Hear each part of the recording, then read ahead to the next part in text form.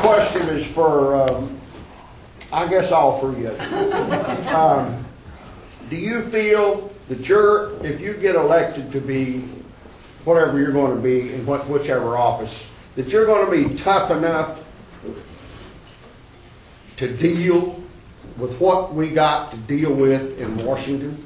Absolutely. I've been up there fighting those battles. I'm against Obama's health care. I'm against cap and trade. I've been against closing Guantanamo.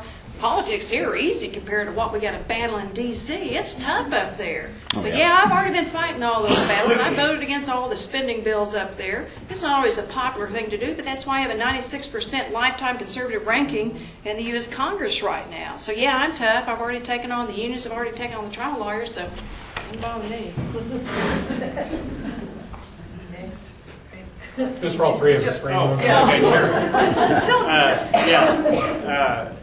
Of course I'll be tough. As a matter of fact, I've mentioned 2 or 3 times tonight, I'll be a danger to the status quo. I fully intend on challenging the machine and the politicians and the federal government on a daily basis. You see, it's the policies of Washington, D.C. that have now put a death grip on the state of Oklahoma. The earmark spending from the stimulus I mentioned a while ago, because we took that money, because the legislature and the governor shirked their responsibility, transferred our responsibility to the federal government. Congress now has control of the Oklahoma state budget through the 2012 budget cycle.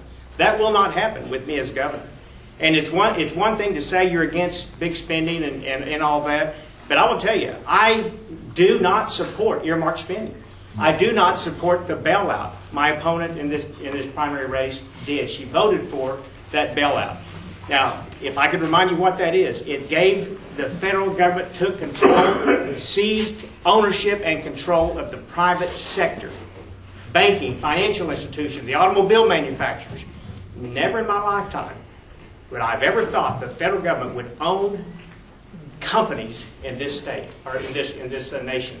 It is wrong-headed. It is a wrong policy. I will oppose those. I will not support them. And let me just respond to that if I can, since he's saying things about me. And let me just say, we've been through some really tough times back, and I was there. I think until you've been there and you've been in the situation and you understand the details and the facts of what is happening in our nation, I mean, that's why Senator Tom Coburn voted to shore up the banking system. It's like Tom Coburn said, I didn't want people to lose their retirement funds, their 401ks. I didn't want the ATM machines not to work, the banks not to work. That's what we were facing. That's what we were being told by Ben Bernanke and Secretary Treasury Paulson. I mean, it's a serious time for our state. Now, did they do what they said they were going to do with the money that was used for TARP, the Troubled Asset Relief Fund? No. And we were all disgusted about that. What are they going to do with that money?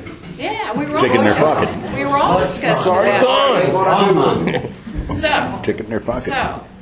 But given the facts at hand with what we had to deal with, and we do know how many people lost half of their retirement accounts. We do know there were bank failures. We do know it's hard right now to even get a loan for your businesses right now. Given the information that we had at the time, those of us that supported trying to make sure we didn't collapse our financial system did the best we could with the information that we had at the time, but we can't help what they did and didn't keep their words after fact. So, anyway. Let me respond to that. Can I get one? Because right after this, because you need to know this. That bailout vote was unconstitutional. It is unconstitutional. And back to the original question: are you going to be tough? Look, I would not have supported that. I was very vocal while that vote was going on. That's the easy way out. I would not support it. That's the constitutional. Okay? That is the constitutional vote. I would support the Constitution.